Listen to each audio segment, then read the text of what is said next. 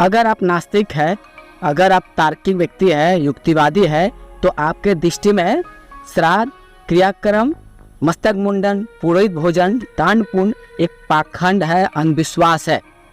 आप ये सब कभी नहीं करेंगे। यही एक सच्चा युक्तिवादी, तर्कवादी, नास्तिक व्यक्ति का धर्म है। लेकिन दूसरी ओर जो लोग आज भी धार्मिक कुरीतियों में डूबे हुए हैं, धार्मिक पाखंड में डूबे हुए हैं, धार्मिक अंधविश्वास में डूबे हुए हैं, उनका कहना है कि अगर घर में या परिवार में या परिजन में या माता पिता किसी का निधन हो जाता है तो उसकी आत्मा के सद्गति के लिए, शांति के लिए श्राद्ध, क्रियाक्रम, मस्तक मुंडन, दान पुण्य आदि जरूर करना है। यह हमारी संस्कृति है, यह हमारी प्रथा है, ये हमारी धरोहर है। लेकिन अगर आप श्राद्ध नहीं करते हैं तो किसका नुकसान होगा? अगर आप श्राद्ध नहीं करते हैं तो हमारी संस्कृति नष्ट हो जाएगी। क्या अंधविश्वास बंद हो जाएगा? क्या युक्तिवाद आगे बढ़ेगा?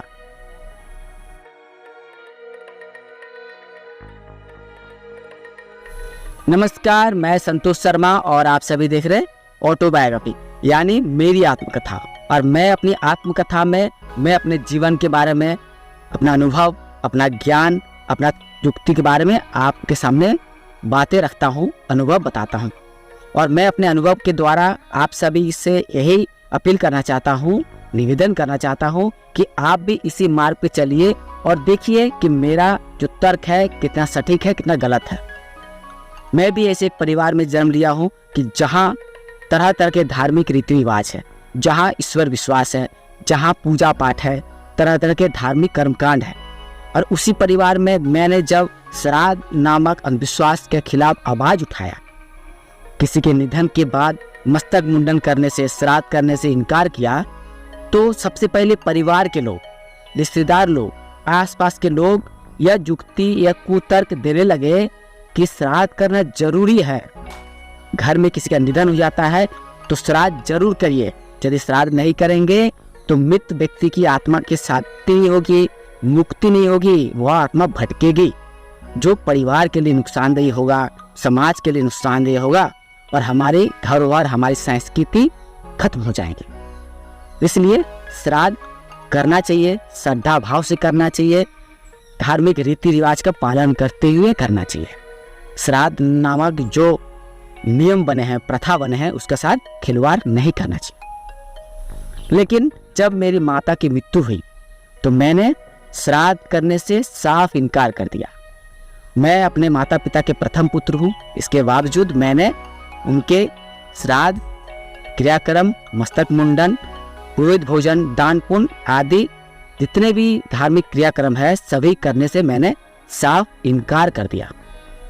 और इसका नतीजा क्या हुआ? नतीजा यही हुआ कि मेरे अपने लोग, मेरे परिवार के लोग, मेरे रिश्तेदार मुझे समझाने लगे कि देखो श्राद्ध करो, श्राद्ध करना चाहिए। मैंने अपनी माता की मृत्यु के बाद श्राद्ध, क्रियाक्रम, पुरोहित भोजन, दान पुण्य आदि जितने तरह के कर्मकांड है उसे करने से साफ इनकार कर दिया। नतीजा क्या हुआ? मेरे अपने लोग, मेरे परिवार के लोग, मेरे दोस्त बंधु मुझे तरह तरह के तर्क देने लगे, कुयुक्ति देने लगे कि देखो श्राद्ध करना चाहिए, कि देखो माता का निधन हो गया है, माता के सम्मान में श्राद्ध क्रियाक्रम करना चाहिए। लेकिन मैं एक तर्कवादी हूँ, युक्तिवादी हूँ, नास्तिक भी हूँ। और मैंने जब कहा कि मैं तर्कवादी हूँ, श्राद्ध में विश्वास नहीं करता, फिर भी लोग मुझे तरह तरह के युक्ति देने लगे, तरह तरह के कुतर्क देने लगे कि मैं किसी तरह से श्राद्ध कर लूँ। लेकिन मैं अंततः यह निर्णय में अटल था कि जब मैं तर्कवादी हूँ तो किसी भी हाल में श्राद्ध नामक अंधविश्वास सामने नहीं झुकूंगा। चाहे मेरी माता का सवाल क्यों ना हो, लोग मुझे लाख कुछ कर ले, लेकिन मैं अंधविश्वास सामने सिर नहीं झुकाऊंगा।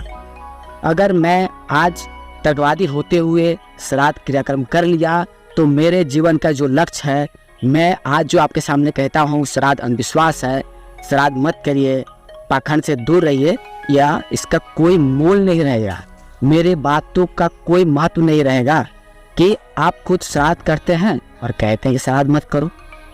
तो इसलिए मैं अपने तर्क से यही आपसे कहूँगा कि श्राद्ध एक अंधविश्वास है, यह मत करिए और जानने की कोशिश करिए कि वाकई में श्राद्ध नहीं करने से क्या हानि होगा, क्या नुकसान। तो आप सब देखते रहिए ऑटोबायोग्राफी, साथ में मैं संतोष शर्मा।